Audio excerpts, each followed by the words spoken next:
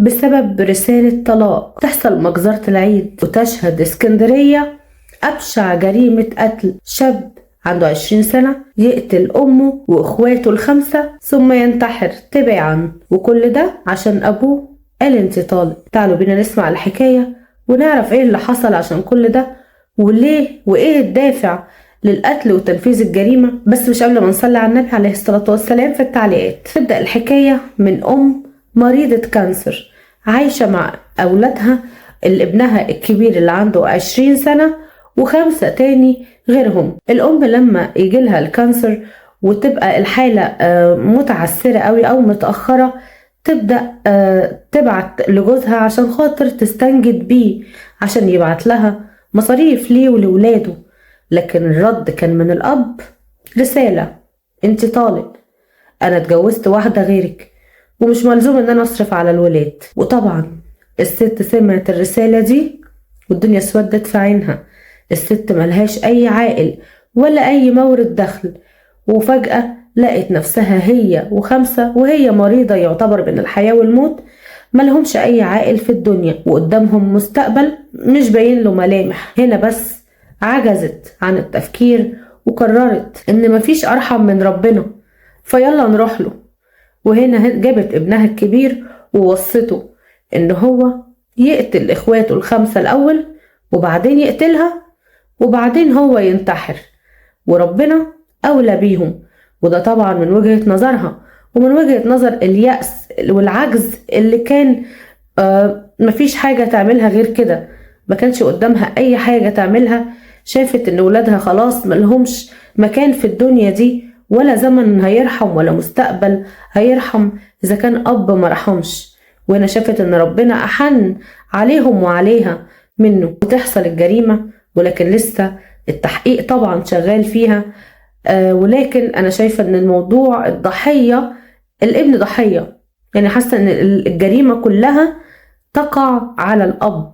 الأب جاي له دلوقتي نوم مرتاح حاسس بالراحة، وهو كان سبب في ان ولاده كلهم يموتوا، وان واحد منهم يتعدم ولا ياخد مؤبد ولا يتحط في مصحة، وام توفت وماتت علشان خاطر ما عندهاش حاجة تعملها لولادها، مفيش بإيدها حاجة تقدمها لهم، مفيش مستقبل مستنيهم، مفيش حد يتولاهم ولا يرعاهم وهي في عز مرضها، عشان أب ندل وحقير ويتخلى عن مراته في الظروف دي ويتخلى عن ولاده. فطبعا شايفة ان المجرم الوحيد في الموضوع ده هو بصراحة الأب. لكن طبعا الأم والابن إذا كان حتى نفذ الوصية من وجهة نظرها، ولكن برضو المفروض ان احنا في حاجات زي كده مريض السرطان دايما بيبقى محتاج رعاية نفسية او دكتور نفسي يقدر يتولاه عشان خاطر ما ينهارش ولا يخلي اللي حواليه ينهاروا، لان ساعتها بتبقى نفسيته وحشة جدا. ولكن يشاء القدر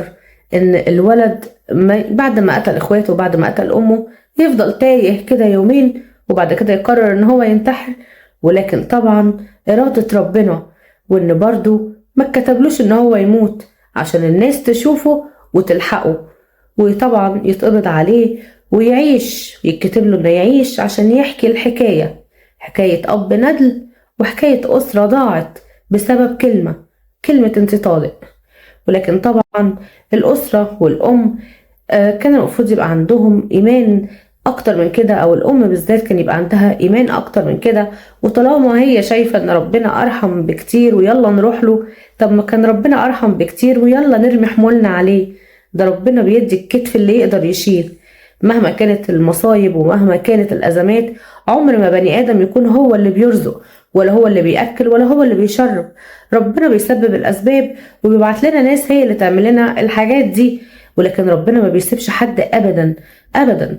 وطول ما احنا بندعي وعندنا يقين في الله وعندنا يقين وإيمان إن ربنا عمره ما هيسيبنا، طول ما انت توكلك على الله عمر ما ربنا هيسيبك. وسعى يا عبد ونسعى معاك. كان على الأم إن هي طبعا الله يعينها ويستمعها يا رب ويغفر لها.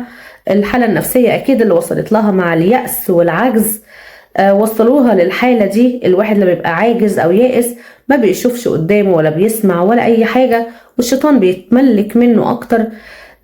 فلكن لازم يكون عندنا طبعا وعي في الحتة دي وإيمان أكتر من كده. ان احنا نؤمن بان فعلا يعني القضاء والقدر بيحصل لأي حد. أي حد ممكن تجيله مصيبة، يحصل له حاجة. واحد طلق مراته، الحياة ما بتقفش على حد.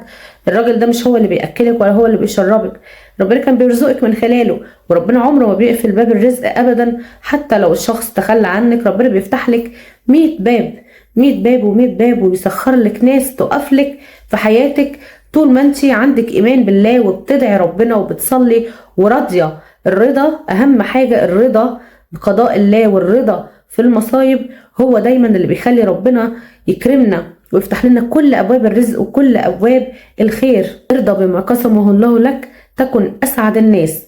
عمرك ما هتيأس وعمرك ما هتعجز طول ما انت عارف ان ربنا عمره ما هيسيبك ولا عمره هيتخلى عنك. وربنا زي ما قلت بيدي دايما الكتف اللي يقدر يشيل.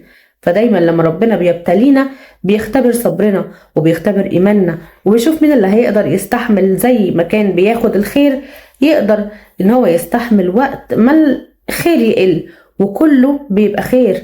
ربنا هو اللي بيمنع وربنا هو اللي بيرزق، وبيمنع لسبب وبيرزق لسبب، وكله لمصلحتك، كله بيبقى خير.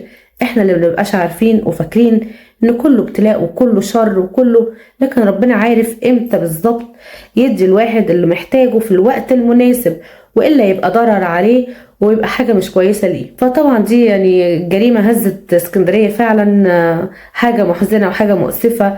شاب عنده 20 سنة حياته كلها تضيع عشان خاطر برضو فقدت الأمل في الله، وفقدت عجزت ويأست عشان خاطر أب ندل تخلى عن ولاده واشترى واحدة جديدة اتجوزها، ورمى القديمة لمجرد انها مريضة او مريضة كانسر.